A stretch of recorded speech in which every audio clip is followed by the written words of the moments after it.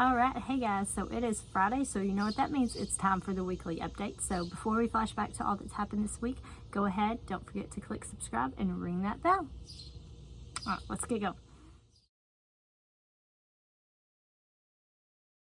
All right, guys, so I wanted to update y'all real quick on our carrot situation because we got a little baby carrot. As you can see, it's like a teeny tiny one, but nevertheless, it's still a carrot, and it's more than we had last year. And y'all have heard me mention before that just kind of all of a sudden my carrots here started kind of, out of the amount I did plant, these have started to like really come up. I don't really know. You can see here how that one's kind of pretty good. This one, that one actually has like two side by side, although that one's just, that one just like the carrot part was, that was a baby one anyways. But these over here, you can see how there's two, just kind of two together right there. And that's where there was another, actually there's three right there together. So that's why I went ahead and pulled this little carrot right here. It was kind of mixed in there with them, so I was thinning it out. But I'm not really sure why. They just all of a sudden started wanting to grow, because this is the biggest, that's our biggest one right there, and he was doing pretty good. And then this one started shooting up, and then now I come out here and there's this other little one by it, and then there's this other little one. Then over here you have these that are, there's no space, there's space between those, so those are pretty good. So I'm not sure why all of a sudden these just started coming up, but I am definitely not complaining. And then of course that's just a little bitty one that I pulled. But yeah, we have a little bitty carrot that I thinned out of whatever these carrots decided to pop up for. So again, I'm not really sure why. I'm not really sure what happened with my carrots, but I mean, there's that one I just thinned out and it was barely hanging on anyways. And then this one there, again, y'all, I'm not really sure what's going on. And while I already have you out here, I'll go ahead and show you. I've got some tomatoes that are starting to grow. Sorry, I'm picking weeds too. There's some little weeds in my bed. We got some tomatoes that are starting. Again, everything seems to be coming in really late, but I don't know, but they look really good. I've tried to be careful that I don't overwater, so that way I'm not washing out my calcium. Then we have some here. Got a little one there. I've got a couple on this one. I don't think I have any on this back one, which is my tallest one. But yeah. So y'all know that I make sourdough. I may not talk about it necessarily much on the actual channel, but if you follow me on my Instagram page, you definitely know that I do different sourdough things. So I decided to dehydrate some sourdough starter. I'm just gonna let this set for a while and maybe reactivate it, probably let it set for several months just to see how active sourdough starter will actually dehydrate. All right, good morning guys. So we are walking over to the splash pad because we're gonna meet up with some people over there. So that's what we're headed to this morning. It's still fully summer here. We're just kind of done with all our summer travels and all our bigger activities in the summer. We've already been finished with. And I just ordered the rest of our school stuff for this morning. So I got that from Christian Book. So I will be, once I get that shipment in, I'll get up the video that shows, I'll do the basic curriculum videos, the basic curriculum flip through in a couple weeks. So be kind of watching for those videos as they come out. If you want to go ahead and check out the 5th grade one, you can go ahead and see that.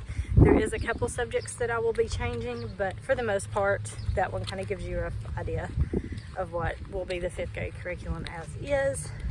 Watch out, bud.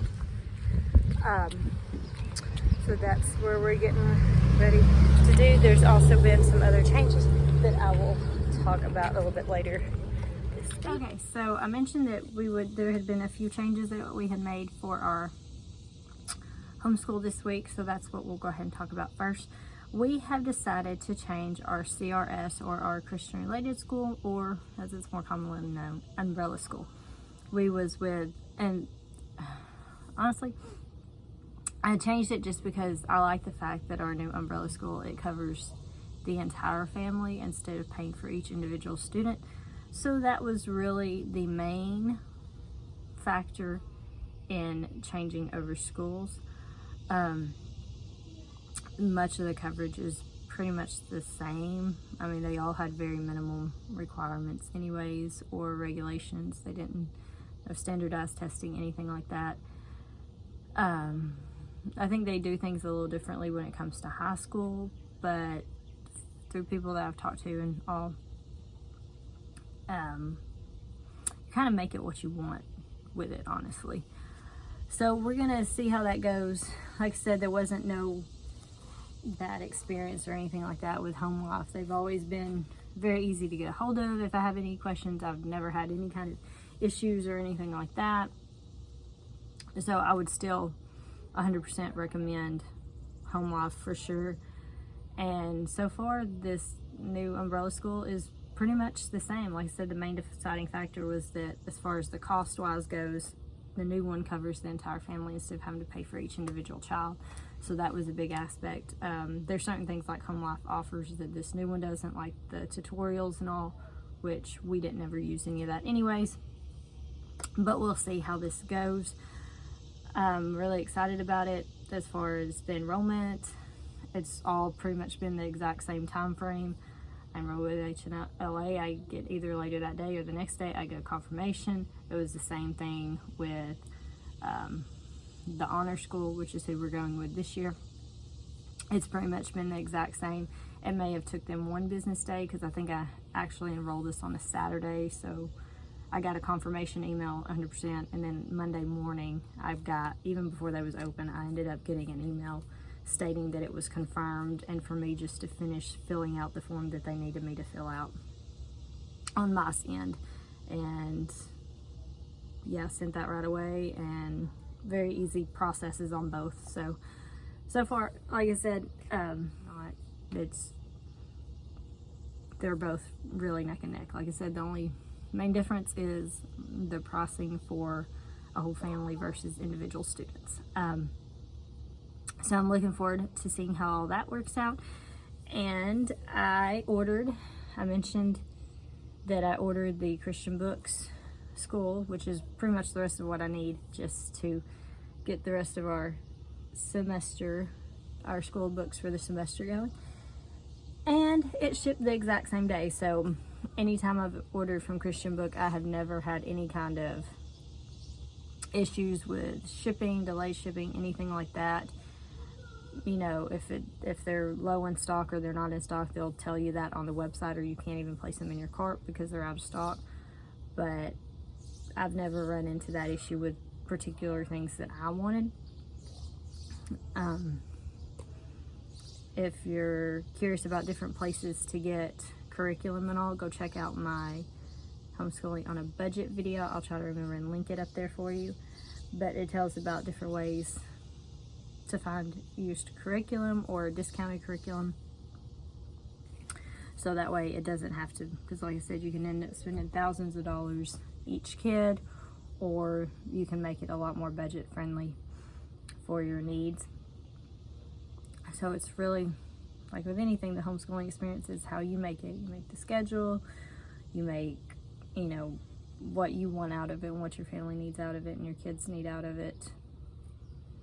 Yeah, it's such a blank slate. It's kind of one of those, it's a little intimidating that it's such a blank slate, but it's been an awesome experience, and I'm looking forward to starting our 3rd year of it. And the boys are, like with any summer, they're kind of like, I'm ready to get started. They're looking forward to it, but then again, they enjoy summer and not having breaks. And then I mentioned last week our school schedule had changed a little bit, so I think they're kind of excited about that school schedule change. Let's see what else. Oh, I got a new kitchen appliance toy thing for the kitchen, so I will be doing a video upcoming on that once I kind of get it a little bit more set up and ready to really use it, I'll end up showing y'all what other kitchen gadgets that I picked up that I'm excited about. Let's see. I did go ahead and plant some actual oregano. One of my neighbors had bought extra oregano, so she had been meaning to give it to me months ago. So it's just kind of been sitting at her house, and she was still watering it in the container it came in. And I finally got it from her and put it in the ground. So it's starting. Hopefully it'll start taking off pretty soon. It was still in really good condition for probably sitting over there for a couple months. But so now I have regular oregano and Cuban oregano. I did play around with dehydrating some herbs in my dehydrator, and personally I just like the hanging. I've found that I've had really good success with the air dry method that I use, like where I've mentioned before, that I put them either in my pantry or in like a cabinet, because it keeps them out of the sun, it keeps dust off of them and all, and I don't have to worry about covering them, and it's relatively controlled temperatures in those cabinets and in the pantry. So I've had a lot better success, because some of the herbs I left it running for at least 24 hours and they still had quite a bit of moisture left in them. So maybe I just don't prefer to have my dehydrator setting on the kitchen counter for that many days in a row running. I would rather just let it air dry, since I'm not in such a rush. I have to have it right now. I also went ahead and harvested one of my yarrow plants. I have several out there, but I only pulled off one, as I'm still playing around with it, because I will dry the leaves. I'm drying the whole flower and leaves and everything together, but then when I go to separate it, I'll put the leaves and stems in. I'll use my mortar and pestle and chop those up in a separate container from my flowers, because the flowers I'll probably use more for teas, or I can use some of the leaves and stems. But the main reason I want the yarrow is for the wound heal care and stuff like that, just to have as backup. So if you've never researched yarrow like that, it's very interesting to see how they used to use it for wounds and stuff like that during older and past wars and everything like that. They would use it in the field as wound care, which is one of the main reasons I wanted to grow it. You can also use it as tinctures, things that other medicinal benefits you get from it as a tea as well. So that's why I want to keep my flowers separate. And I've never had yarrow tea, so I'm kind of curious how that one will turn out when I actually do. So if y'all have any uses for yarrow that you like or have found really work well for your family, leave them in the comment section below. Like I said, even though I've kind of got all our school stuff starting back, we're still in spring, because not spring, I'm skipping seasons, y'all. We are still in summer mode at this point, just taking it easy day by day. And that's pretty much about it. Yeah, I think that pretty much covers it already this week. So as always, y'all have any questions or comments, leave them in the comment section below, and I'll check in with y'all later. Have a good week.